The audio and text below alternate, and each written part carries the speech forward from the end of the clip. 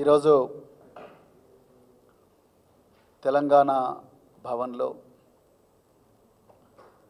భారత రాష్ట్ర సమితి ఆధ్వర్యంలో తెలంగాణ నిరుద్యోగుల భవిష్యత్తుకు సంబంధించి తెలంగాణలో సామాజిక న్యాయానికి సంబంధించి జరుగుతున్న ఈ ప్రత్యేక మీడియా సమావేశానికి వచ్చిన ప్రింట్ మరియు ఎలక్ట్రానిక్ మీడియా మిత్రులందరికీ కూడా హృదయపూర్వక నమస్కారం. మీ అందరికీ కూడా ప్రొఫెసర్ జయశంకర్ గారి జన్మదిన శుభాకాంక్షలు. మిత్రులారా, తెలంగాణలో పోరాడి తెచ్చుకున్న తెలంగాణలో నిరుద్యోగులకు ఎంతో లాభం జరుగుతుందనుకున్న ఈ తెలంగాణలో మరి ఈరోజు రేవంత్ రెడ్డి గారి పాలనలో వాళ్ళకి విపరీతమైన అన్యాయం జరుగుతున్నది. వాళ్ళ హక్కులు పూర్తిగా కాలరాయబడుతున్నాయి. మరి ఆ సందర్భంగానే ఈరోజు దాంట్లో భాగంగానే రేవంత్ రెడ్డి గారు, కేసీఆర్ గారు సామాజిక న్యాయం కోసం ఆనాడు 2022 సంవత్సరంలో జీవో 55 తీసుకొస్తే రేవంత్ రెడ్డి గారు సామాజిక న్యాయానికి తూట్లు పొడుస్తూ మరి 2024లో ఫిబ్రవరి 8వ తారీఖు నాడు జీవో 29 తీసుకురావడం జరిగింది. ఇది ఒక పెద్ద కుట్రలాగా అనిపిస్తూ ఉన్నది. ఒకవైపు రాహుల్ గాంధీ గారేమో రాజ్యాంగం పట్టుకొని పార్లమెంటులో రాజ్యాంగ పుస్తకాన్ని చూపిస్తూ మేము సామాజిక న్యాయం కోసమే నిలబడుతున్నామని ఒకవైపు రాహుల్ గాంధీ గారు అంటున్నారు. మరోవైపు అదే కాంగ్రెస్ పార్టీకి చెందిన రేవంత్ రెడ్డి గారు సామాజిక న్యాయానికి పూర్తిగా తూట్లు పొడుస్తూ ఉన్నాడు. కేసీఆర్ గారు ఎంతో ఆలోచించి జీవో 55 తీసుకొచ్చి అన్ని వర్గాలకు సముచిత న్యాయం జరగాలి, పరీక్షల్లో ఉండే అన్ని దశల్లో కూడా సముచిత న్యాయం ఉండాలని చెప్పేసి కేసీఆర్ గారు జీవో 55 తీసుకొస్తే ఏ కారణం లేకుండా ఒక ఆంధ్రప్రదేశ్ రాష్ట్రంలో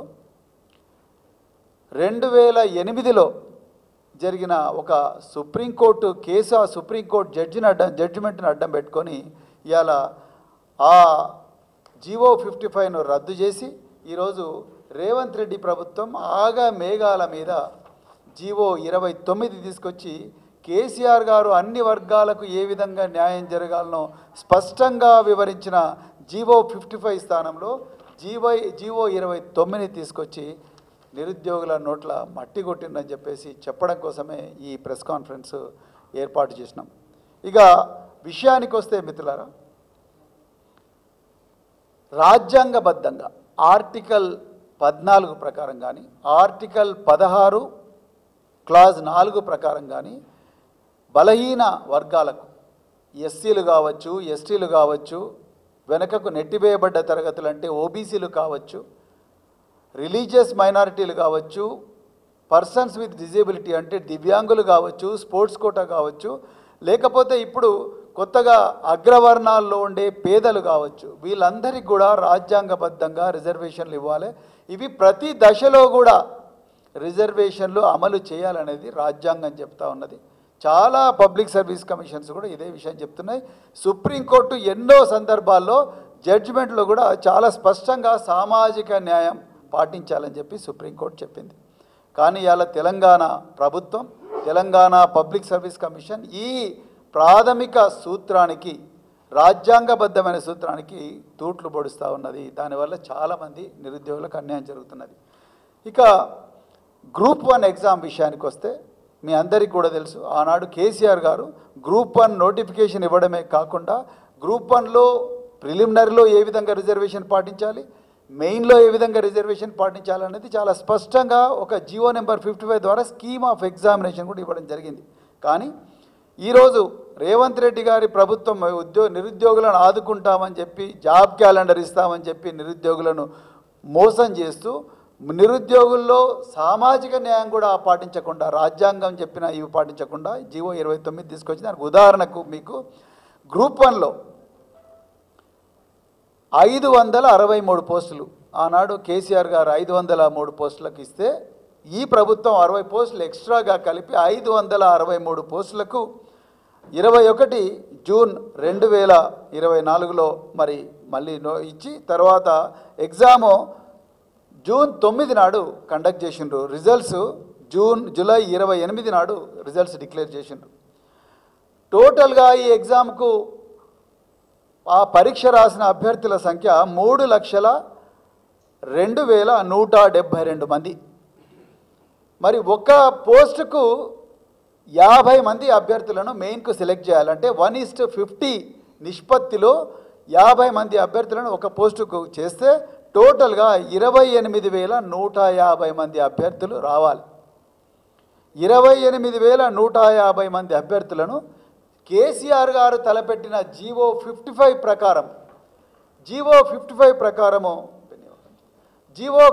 ప్రకారం సెలెక్ట్ చేస్తే అందులో ఈ 563 పోస్టుల్లో రిజర్వ్ చేయబడని అంటే ఓపెన్ కాంపిటీషన్ ఓసీ కోటాలో ఉండే పోస్టులు 209. అంటే ఈ 40%, ఈ ఎల్లో పచ్చ కలర్లో ఉన్న ఈ పోస్టులు 209.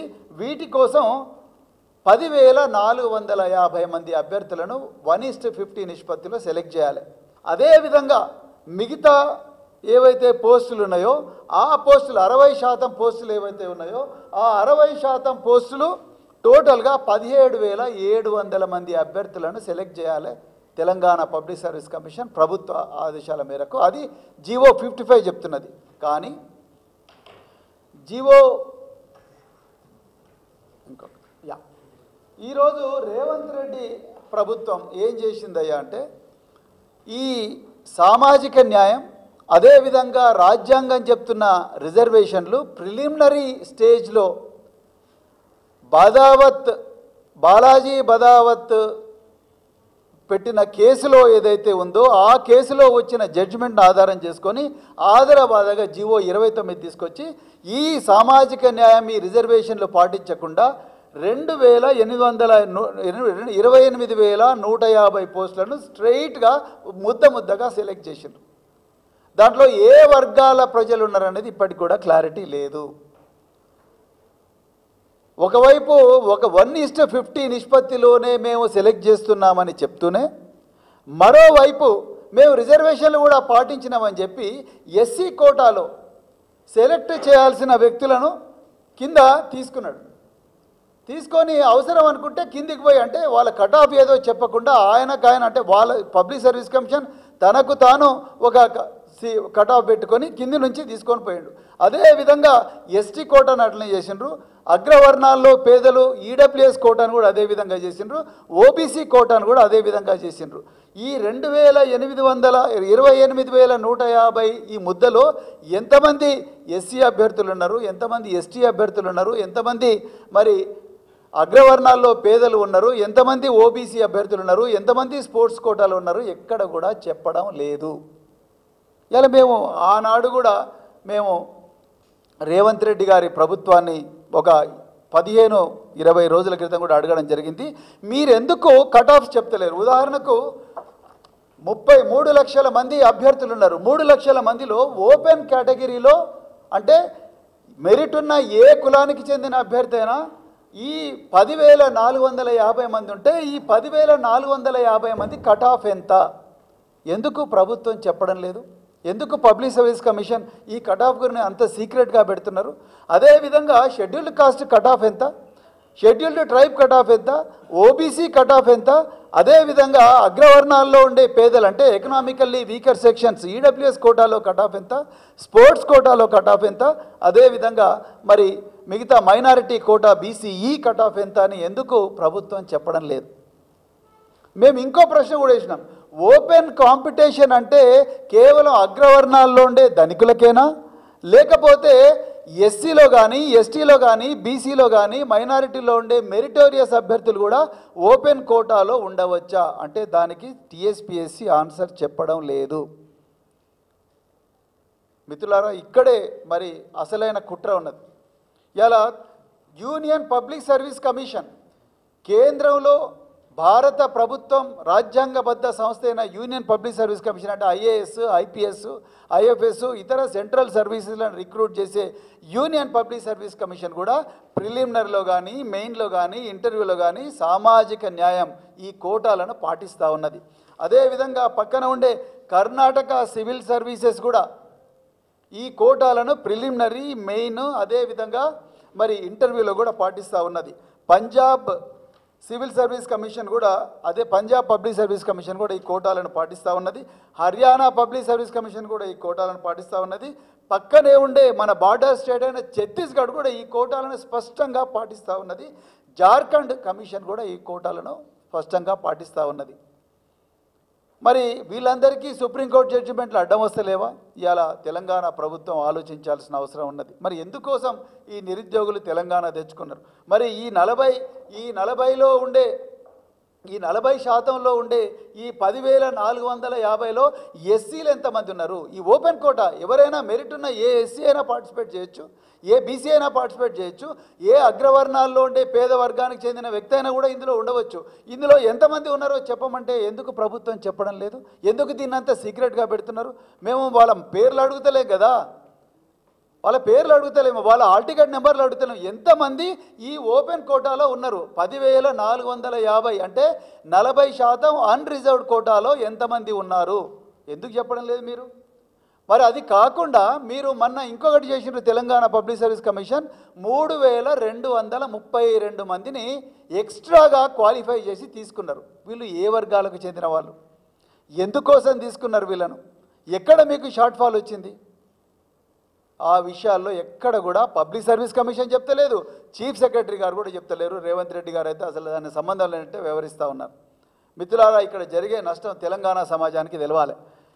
జీవో 29 ప్రకారం ఈ విధంగా రిక్రూట్మెంట్ జరిగితే జరగబోయేది ఏంటయ్యా అంటే, ఎస్సీలలో మెరిటోరియస్ అభ్యర్థులు ఎవరైతే ఉంటారో వాళ్ళు ఎస్సీ కోటాలోనే పరిగణించబడతారు జీవో 29 ప్రకారం. బీసీలలో ఎవరైతే మెరిటోరియస్ అభ్యర్థులు ఉంటారో వాళ్ళు బీసీ కోటాలోనే పరిగణించబడతారు. ఎస్టీలో ఎవరైతే మెరిటోరియస్ అభ్యర్థులు ఉంటారో వాళ్ళు ఎస్టీ కోటాలోనే పరిగణించబడతారు. అగ్రవర్ణాల్లో పేదలు ఎవరైతే మెరిటోరియస్ కోటాలో ఉంటారో వాళ్ళు కూడా అగ్రవర్ణాల్లో పేదల ఈడబ్ల్యూఎస్ కోటాలోనే పరిగణించబడతారు. వాళ్ళని ఎవ్వరిని కూడా ఓపెన్ కోటాలోకి రానివ్వడం లేదు. అంటే ఈ 40% అన్రిజర్వ్డ్ పోస్ట్స్ ఏవైతే 209 పోస్టులు ఉన్నాయో ఈ 209 పోస్టుల్లో ఎస్సీ, ఎస్టీ, బీసీ, మైనారిటీలు అదేవిధంగా అగ్రవర్ణాల్లో పేదలకు స్థానం లేదనేది ఇప్పుడు పబ్లిక్ సర్వీస్ కమిషన్ చేస్తున్న రిక్రూట్మెంట్ విధానం వల్ల చాలా క్లియర్గా అర్థమవుతున్నది. అంటే ఈ 40% పోస్టులన్నీ కూడా అగ్రవర్ణాల్లో ఉండే ధనికులకే ఇవ్వాలనుకుంటున్నారా రేవంత్ రెడ్డి గారు మీరు? ఇది రాజ్యాంగబద్ధమేనా? కాదు అంటే మరి క్లారిఫికేషన్ ఇవ్వండి. మీ చీఫ్ సెక్రటరీ గారని ఇవ్వాలి, లేకపోతే పబ్లిక్ సర్వీస్ కమిషన్ అని ఇవ్వాలి. పబ్లిక్ సర్వీస్ కమిషన్ ఇంతవరకు మేము అడిగిన ప్రశ్నలకు జవాబు చెప్పలేదు. వాళ్ళు ఇన్ఫార్మల్గా చర్చలు పెట్టి తెలిస్తే కాదు కదా.